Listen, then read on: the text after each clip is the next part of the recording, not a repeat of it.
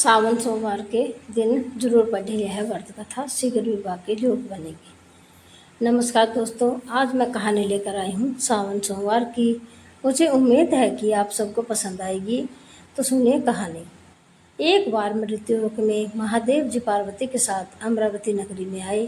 राजा ने वहाँ एक भव्य और मनोरम शिव मंदिर बनवाया जो मन को शांत करता था। यात्रा के दौरान शिव पार्वती भी वहाँ ठहर गए। पार्वती जी ने शिव से कहा, हे नाथ, आओ आज इसी स्थान पर चौसर पासे खेलें। इसके बाद खेल शुरू हुआ। भगवान शिव ने कहा कि इसमें मैं जीतूंगा। इस तरह वे आपस में बोलने लगे। तब पुजारी पूजा करने आए। ब्राह्मण ने पुजारी से पूछा, पुजारी जी आप बताइए किसकी जीत होगी। पुजारी ने कहा कि महादेव जी ही जीतेंगे क्योंकि वे इस खेल में सबसे निपुण हैं। लेकिन पार्वती जीत गई। पुजारी की इस टिप्पणी से आहत होकर माता पार्वती ने पुजारी को कोढ़ी होने का श्राप दिया। अब पुजारी कोढ़ी हो गया। फिर भगवान शिव और माता पार्वती दोनों वापस चले आए गए। इसके बाद एक दिन अप्सराएं उस मंदिर में पूजा करने आई। अप्सराओं ने पुजारी से कोढ़ी होने के कारण पूछा। पुजारी ने सब कुछ बताया। अप्सराओं ने पुजारी से कहा कि पुजारी जी, आप सावन सोमवार का व्रत करें। इससे शिव जी प्रसन्न होकर आपका संकट दूर करेंगे। पुजारी ने अप्सराओं से व्रत करने का तरीका पूछा। अप्सराओं ने व्रत करने और उद्यापन करने की पूरी प्रक्रिया बताई। पुजारी ने व्रत को विधिपूर्वक श्रद्धापूर्वक शुरू किया और अंत में इसका उद्यापन भी किया। इस व्रत के प्रभाव से पुजारी जी बीमार नहीं होते थे। कुछ दिनों बाद शंकर पार्वती जी फिर उस मंदिर में आए। पुजारी को बीमारी से मुक्त देखते पार्वती जी ने पूछा कि उन्होंने मेरे दिए हुए श्राप से बचने के लिए क्या किया। पुजारी ने कहा, हे प्रभु, अप्सराओं द्वारा बताए गए 16 सोमवार के व्रत करने से मेरा यह कष्ट दूर हुआ है। कार्तिकेय जी भी इससे प्रसन्न हुए और सोमवार को पार्वती जी के लिए व्रत किया।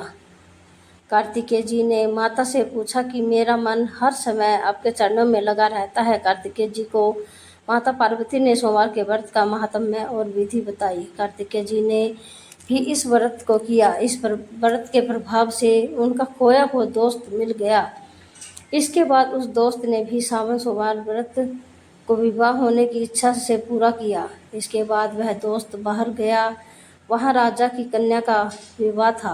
राजा ने वादा किया था कि जिस हथनी के गले में वरमाला डाल दी जाएगी उसी से राजकुमारी का विवाह होगा। यह ब्राह्मण दोस्त भी स्वयंवर देखने के लिए वहाँ एक ओर जाकर बैठ गया। राजा ने अपनी राजकुमारी को इसी ब्राह्मण मित्र से विवाह कर दिया। जब हथनी ने उसे माला पहनाई तब से दोनों खुश रहने लगे। एक दिन हथनी ने नाथ के गले में वरमाला पहनाकर राजकन्या से पूछा, हे नाथ, आपने कौन सा पुण्य किया। ब्राह्मण पति ने कहा कि कार्तिकेय जी के कहने पर मैंने सावन सोमवार को पूरी विधि पूर्वक सहित श्रद्धा भक्ति से व्रत किया, जिसके सफल स्वरूप मुझे तुम्हारे जैसी सौभाग्यशाली पत्नी मिली। अब राजकन्या के सत्य पुत्र पाने के लिए यह व्रत पूरा किया और उन्होंने सर्वगुण संपन्न पुत्र प्राप्त किया। जब वह बड़ा हो गया तो उस पुत्र ने भी राज्य पाने की इच्छा से सावन सोमवार का व्रत किया।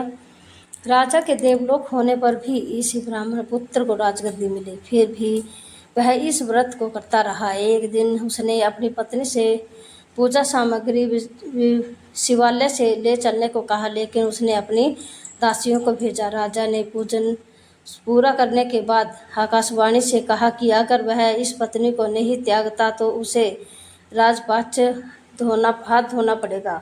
दूतों ने राजा को आश्रम में रानी को देखकर बताया। जब राजा वह गया और गोसाई जी ने कहा कि यह मेरी पत्नी है, महाराज मैंने इसे छोड़ दिया, इसे साथ चलने की कृपा करें। शिव जी की कृपा से वे हर वर्ष साल सोमवार का व्रत करते हुए खुश रहने लगे और अंत में दोनों को मोक्ष की प्राप्ति हुई।